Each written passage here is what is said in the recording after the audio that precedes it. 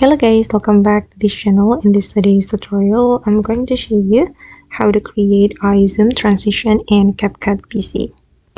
Okay, let's get into it guys. I have created a project in my CapCut PC and I'm going to apply the eye zoom transition for this project.